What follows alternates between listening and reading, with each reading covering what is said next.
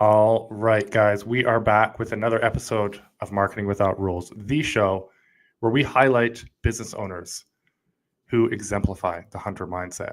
They make moves, they color outside the lines, and they have found creative ways to channel the attention of their community into currency. This show is sponsored by Blue Crocus Solutions, a web design and SEO agency focused on helping home service companies.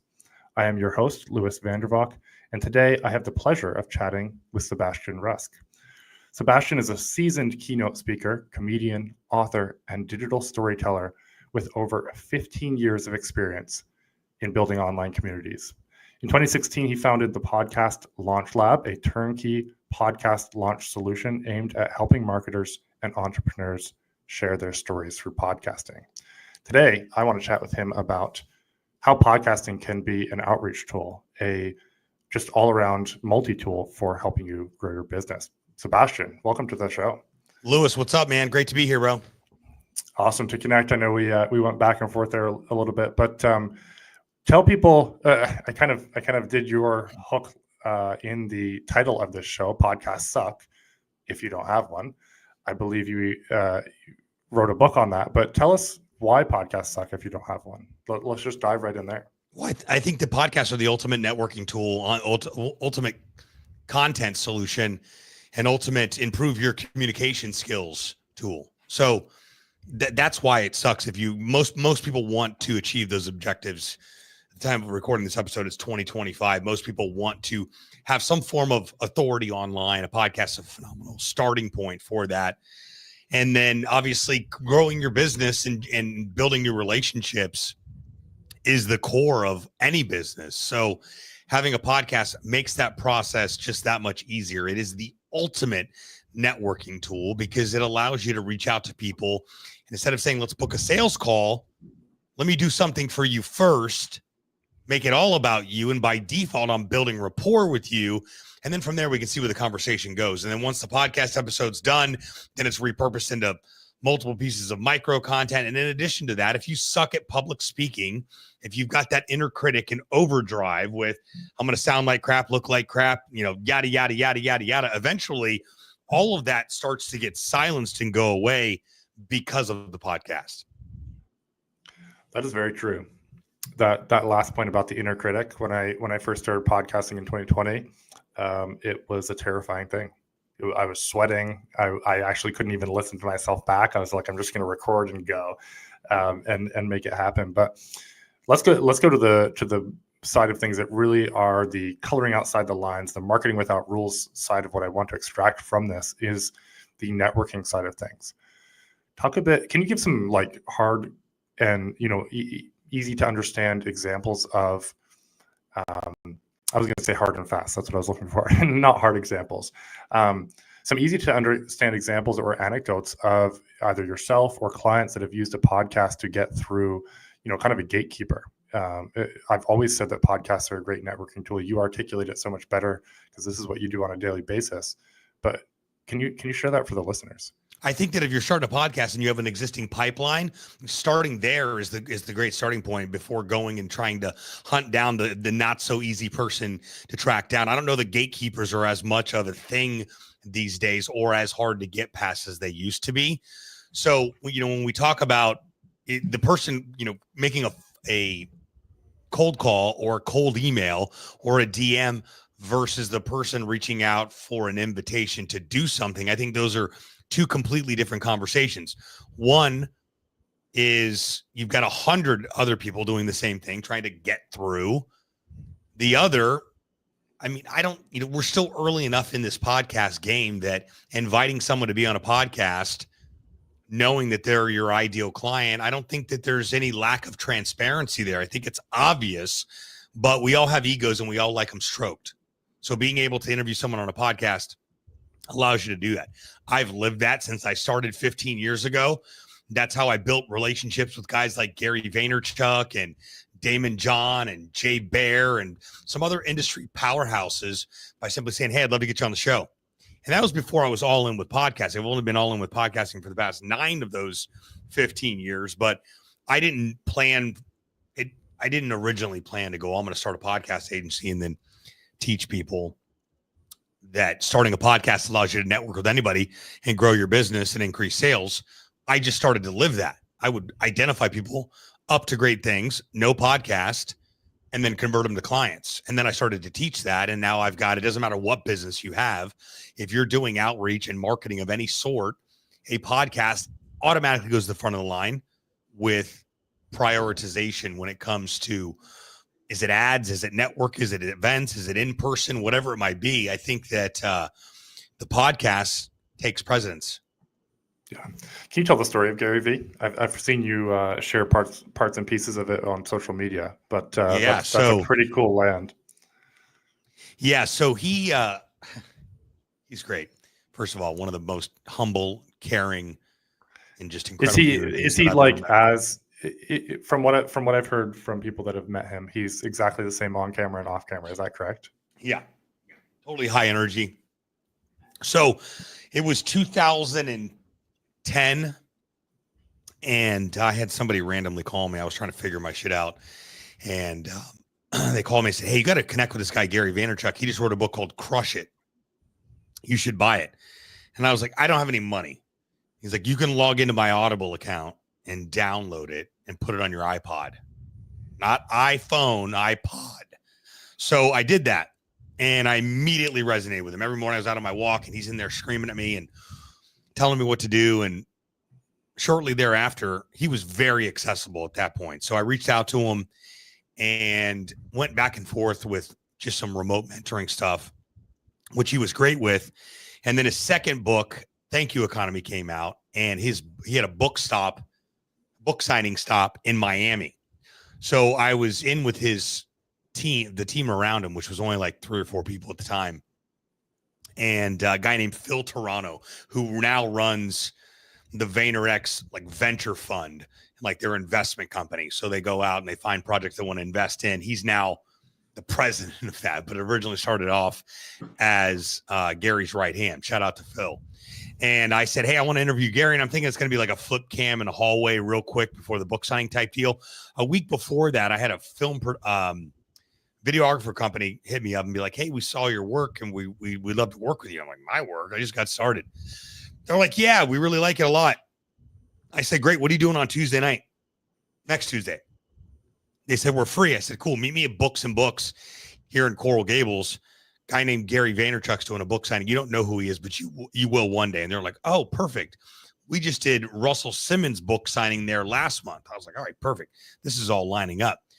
So I get there on Tuesday, and Gary just walks up the street. He was staying at the hotel about a block away, and just randomly walks up, and we got a chance to meet in person, and then went to the other side of the bookstore, and camera crew came in, and lights and cameras and mics and the whole deal.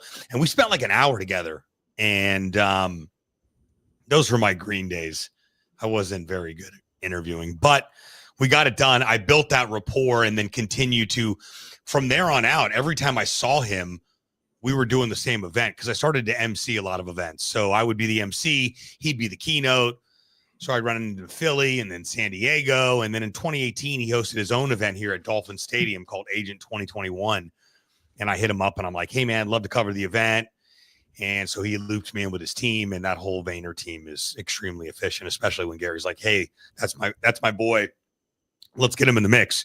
So I spent the day with him there and had an interview with him. That was the last time I saw him, was 2018. Now he's, a worldwide phenomenon, and I don't see or talk to him as much as I'd like to. I'm wildly, aggressively involved with his VFriends collection, as you can see here behind me, and have become a collector of his VFriends cards, and I'm just all in with that whole world because he's a collectibles and trading card guy. He's been doing that forever. Yeah, he was making like $3-4 grand a week as a kid doing that. So he's on to something with this, and VFriends has become, it's Pokemon meets Sesame Street, and I think it's the next best thing. And it's just great. The ripple effect still continues on from that relationship, even though I don't talk to him and see him as often as I'd like to. But I'm eternally grateful. I attribute, outside of me doing the work, I attribute everything that I've been able to do up until now to his mentoring and to his guidance along the way. So yeah, Shout out to Gary V.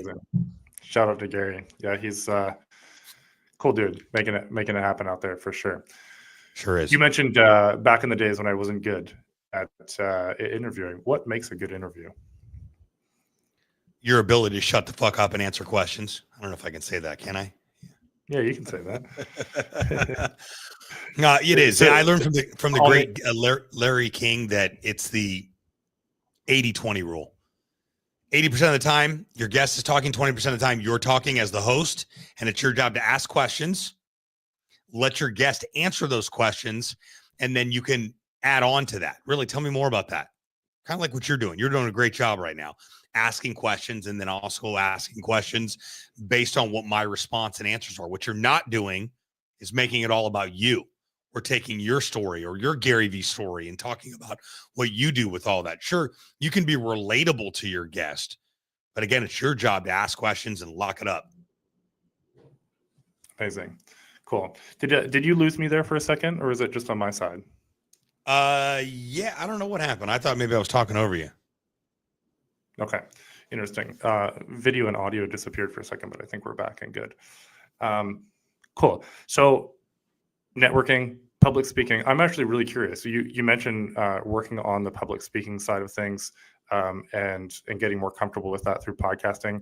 That is something that, I can turn on the camera and chat now much more comfortably than I could. I would be, freaking out before.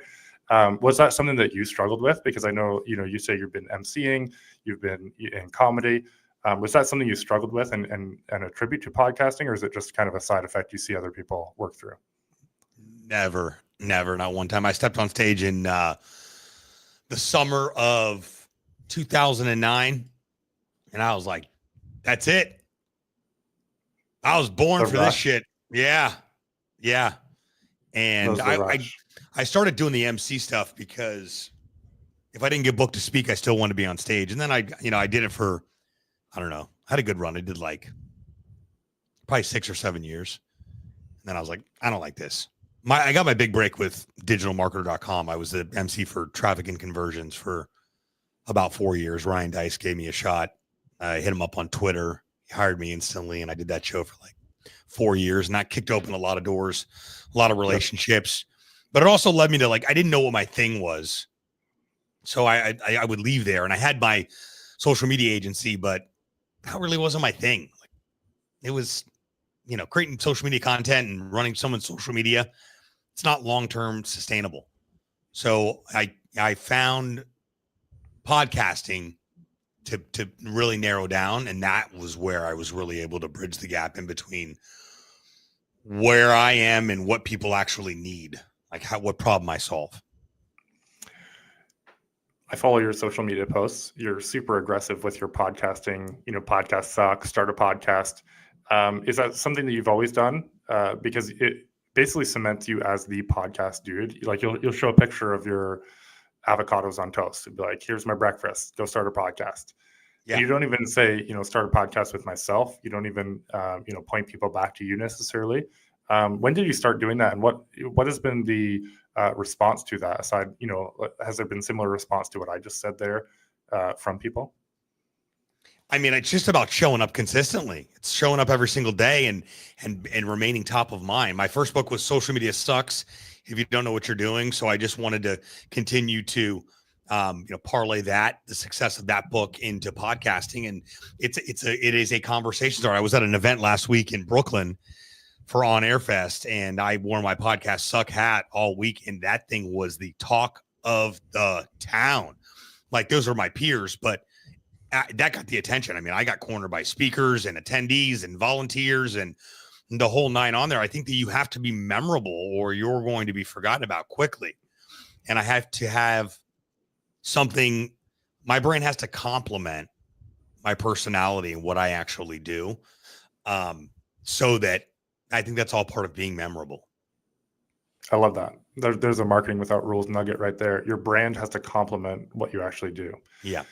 How did you come up with the suck mentality around branding in the sense of social media sucks or podcasts suck? Yeah, because I was going to write my first book and be like, how to use social media. And I was working with my friend Michelle Villalobos at the time, and she was a incredible. Actually, we were just meeting and chatting about the book coming out and the book title, and she's an incredible branding mind. And I was like, I think I'm going to call it "How to Use Social Media." And she was like, "Yeah, that's not going to work with your personality. You need something like something in your abrasive. you got to like punch someone in the face with it." And I was like, "How about social media sucks if you don't know what you're doing?" She goes, "That's it. Rest is history." Podcast suck is so concise too, even better than the social media one, I think. Or maybe it's just because I've seen it 100 times on social media, so it's so familiar to me, right? Yeah. Very cool. Talk to me about, as a home service business owner, that's a lot of the people that are going to be listening to this. How can they go out today and start a podcast? Well, I mean, there's several steps. So I've identified 14 on here, but first of all, hire somebody that can do all the work for you. Do not try to do all of this on your own. Don't try to record the episode, edit the episode, post the episode, create content. It's not sustainable. Feels like it'll start to feel like work. And when it feels like work, it's not fun. And when it's not fun, we quit. That's human nature. And I've been doing this for 9 years. And the people that are successful by doing this is making a conscious decision that I'm launching a podcast. I'm going to hire a professional that knows what they're doing to help me create a strategy, brand, concept, idea. And I'm going to have them go execute. So all I have to do is what I do best: run my business, host the interviews, post the clips. That's it. So that's my short answer with that. There's no, my book covers my entire process and then some, that you can grab at podcastsuck.com/book. My podcast about starting a podcast, Podcast Suck. Go to podcastsuck.com for that. I break down my entire formula and then ongoing. I mean, episodes, everything that, whatever shows up for me. So I outline my whole process there on, what you need. I just think number one, you need to figure out why you're starting a podcast, get real clear on that, and then figure out exactly who you're going to work with. Love that. And as someone who has been podcasting to a great degree or not, to some degree, showing up and recording and getting it out on the podcasting platforms, but not necessarily doing all the work that's required to really, really crush it. I agree. It's a lot of work. I did always have that passion, and I've always used it as a networking and whatnot tool. But if you're looking to do this as a business owner who has a million things on the go, doesn't understand all of this, Sebastian offers this as a service. He didn't say that just as a pitch, though. It's a lot of work. And if you're doing it and then you get bogged down with work, you're going to be. What are the stats actually on how many people start a podcast and don't go past? I think it's like 10 episodes even. Yeah, it's like 7 to 10 episodes. You'll be in the top. It's like 21% of podcasts if you do. Top 10% of podcasts if you do. I think it's 21 episodes. Hermosi posted something about it a while ago. Yeah, that's wild. What's the craziest guest you've had? Craziest, coolest, whatever, aside from Jerry V.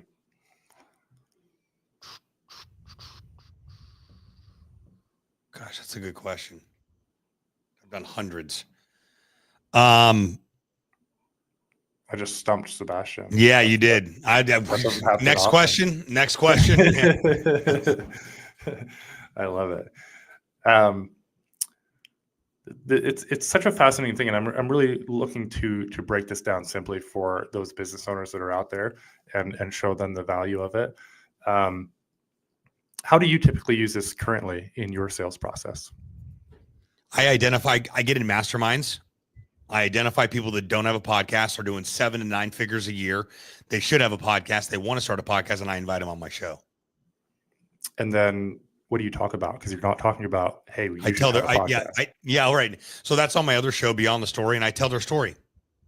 Yeah, that's what I was thinking. So if a business owner is looking to use it as a networking tool, and they're like, oh, I don't have amazing things to talk about. That's the beauty of starting a podcast too, is you just have to bring on guests and get them to talk about it. Right. Because you just prompt them with questions. It's such a low impact way to get yourself out there while everyone else does the work, because they're bringing the stories. Correct. So it's a really interesting phenomenon. What's the most important thing when starting it, or what's something that people get wrong all the time? Doing the work themselves. You're going to keep coming back to that. Yeah, I'm not going to stop. Yeah, that's it. Yeah, because I know I see it constantly. You're like, I started it. I'm doing it all on my own. You're starting wrong. Just don't even start at all. Let me talk you out of starting. Yeah. If you're going to do it all on your own, it's just not. I mean, I would rather wake up in the morning, punch myself in the face, and eat my pillow than edit a podcast episode. But I have a whole team that loves it. How important is podcast editing? Very. Yeah. If you're just going to take a raw file and sell me on the idea. Well, I mean, if you press play on an episode and it was like no intro, no music, no anything, cold start, long intro in the very beginning, no outro, no editing, no adjusting the sound, no sound quality. It's just, I just don't think, I think people know. I don't think people need perfect and professional. I think they just, when they press play, music should be playing. An intro should happen. A clip from the episode can play. When the episode's done, music plays. An outro with a call to action happens. It looks like it's not some hodgepodge Mickey Mouse operation. I like it. That was me asking as the person who has been hitting record and then just publishing them. So I love to hear that. What are the downside? Do you think it's worse not to start a podcast than it is to start a podcast that's not fully edited? Yeah. Don't even start. Just do it right. Or strong words. Just do it right or don't do it at all. I like it. Point taken. We'll make some changes around here. Yeah, absolutely. And there's all kinds of AI tools and stuff out there now that can help with the process, but nothing's perfect. But you can find freelancers that will edit a podcast episode for next to nothing. Let's talk about comedy. Why comedy? Because I was terrified of it. I love it. I love that. I could go deliver a keynote to 5,000 people, but you asked me to go tell jokes to 50 drunk people. I'm like, I'm out. So I had a guy on my podcast that started the Miami podcast, the Miami comedy scene. I told him that story, and he was like, yeah, there's no way. I've been following you for a couple of years. You're a speaker. How can you not do comedy? Why don't you come out to our open mic next week? I'll put you up for 5 minutes. You can bring your notes, whatever. I'm like, all right, cool. So I did that and prepared for it. Was going to do like a 5-minute set, and I get there, and he said, all right, cool. You're third up. I'm like, on the open mic? He's like, no, in the showcase with 5 other comics, so don't bomb. And I crushed it. I did like a 7-minute set. And I didn't start doing it because I want to be a Netflix special and I want to be the next, Theo Vaughn. That's not it at all. I did it because I was scared of doing it. And then it also complements my speaking business. And then year before last, year before last, maybe it was last year. I don't know. Then I hosted one at Apex too. And I did a 45-minute set. And that's a long set. Yeah, it was. And then it was that was like the Netflix special. I converted the Apex Theater into a comedy club, and Stuman was in the show, and Danny was the MC for it with his puppet, and Danny, my daughter introduced me. Show. Yeah, he did great. That was one of his best performances to date, in my opinion. That's funny. But yeah, so I don't do as much of it, but again, when the opportunity presents itself, usually it's around my speaking stuff. So I'll deliver a keynote, and then, there's, hey, you need me to roast the attendees at the cocktail hour tonight, or I'm just blazing my own trail with it. What was the biggest fear that you got over as you got into comedy? Like what surprised you about it? That I'm really good at it. That's cool. Yeah. Did you find like you just riff, or do you really take time? No, you have to write. No, you have to write. Yeah. And then how's the memorization process? Like, or is that something you were used to doing anyway for keynotes? Well, for my show in Dallas, I had a confidence monitor. So I just had just like an outline of my whole show on that confidence monitor that I could constantly reference back to. I don't know if that's cheating or not, but we pulled it off. I think no one can see it. It's at the foot of the stage. You can't really go and see it. But yeah, I spent a couple of months planning that out, and writing 45 minutes of material is an eternity. So yeah, it was. Because jokes have got to go fast. They've got to land. You can't just like drag out the stories, or people are going to start yawning. Well, that's not just that. It's everything has to lead it up to something else, to a certain extent.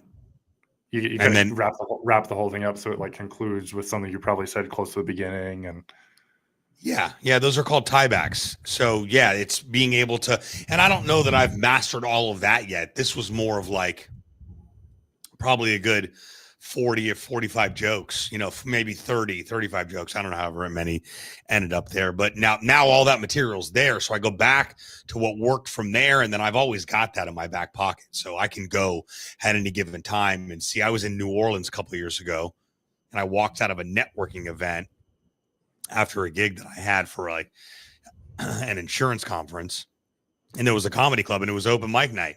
So I went back to the networking event. I pulled like 10 people out of there. I was like, hey, remember I told you to do comedy? I'm doing a set in about 10 minutes. You want to go?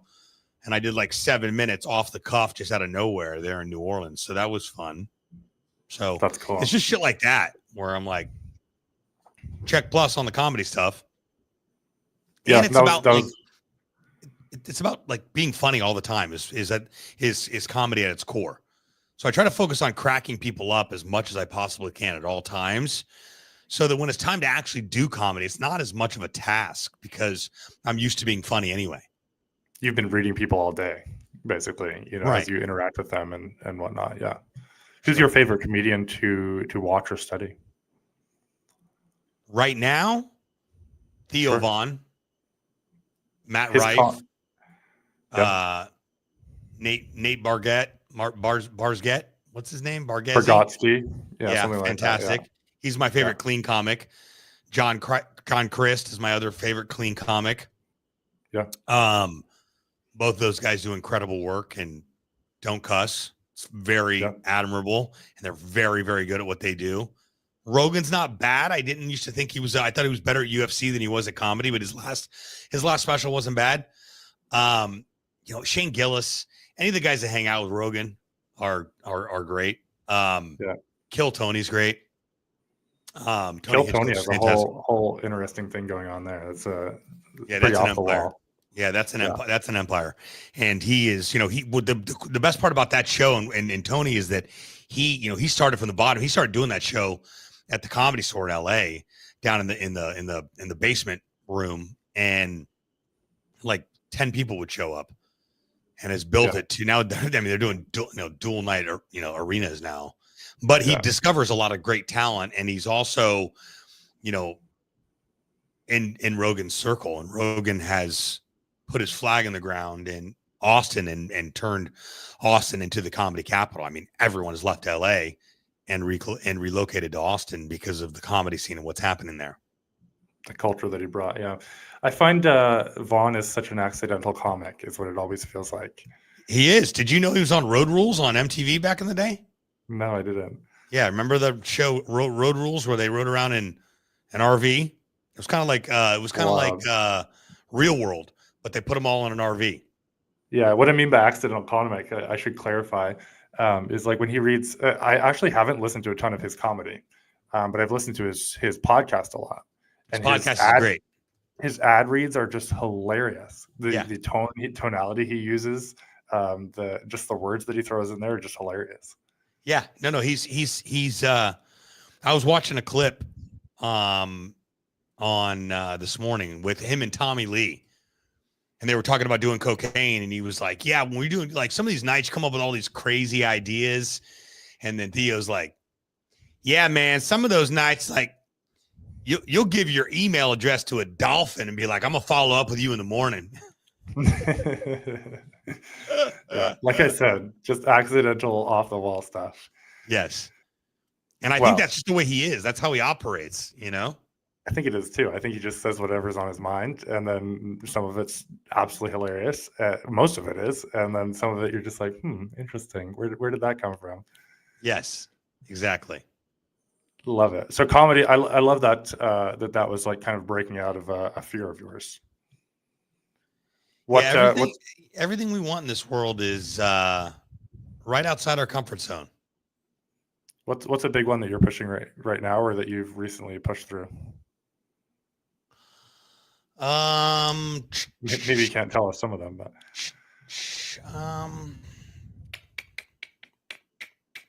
you were recently on Billboard, I think. That's a pretty cool one. Yeah, that was, again, so, continuing to lean into the fact of being willing to spend money. I think Apex was like my first real experience of like reaching into my pocket and investing in myself. And when I was able to take an $8,000 investment and turn it into $250,000. I was sold on that. Yep. I got into a little bit of a sales slump for about a month and change last year, right before the election, kind of a funky time. Yep. And I connected with Dan Martell at that time. Ooh. And he's a fucking beast of a human being. And Absolutely. he spoke at MDM, but I went to go take a nap. So I missed his session, but I kept hearing about him in the book, and like I kept hearing about him everywhere. And it was like, Dan. Well, he's big on sell by chat, specifically on Instagram. So I followed him, and he did what he normally does. Hey, thanks for following me. It's great to connect. Are you here for the content or here to grow your business? I'm like, both.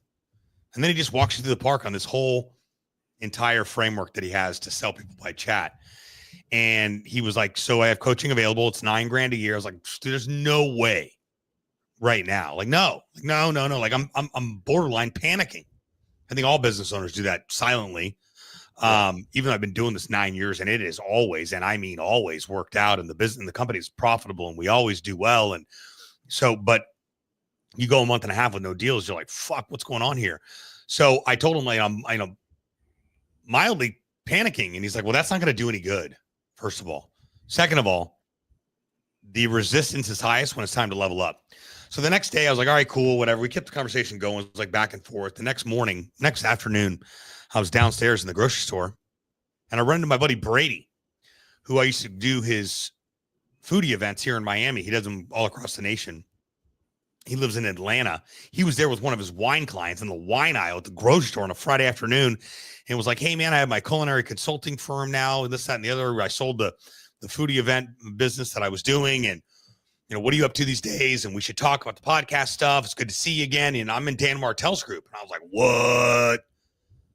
And then I reached out to a couple of Apex, like, OGs that actually know Dan personally. And Chris Kelly, also an Apex in the group. Andrew Horrigan, also an Apex in the group. Stuman loves Martell, brought him in to speak there. So all this shit was lining up. So he has 3 options. I think you can join for 2 months, 6 months, or 9 months. Obviously 9 months is or 12 months. 12 months is the best deal. I joined for 2 months. I was like, let's see how it goes. And then I think he's like, you can upgrade. So I did that apprehensively, leaned in, jumped in. It's all remote. It's a remote group. We meet every Wednesday on Zoom. There are 550 people on this call every single week. Wow. 550 fucking people on a Zoom call every single week. So I was like, well, Dan, there's probably people in your group who want to start a podcast. Yes, because that's what I teach. Like, go pro, start creating content. Yes, this is the way you're going to grow your business, and you're going to learn from me, and you're going to meet new people, all the above. So I think I closed like 1 deal after a couple of weeks. And then my crypto XRP like went through the moon. Like I bought XRP at like 46 cents.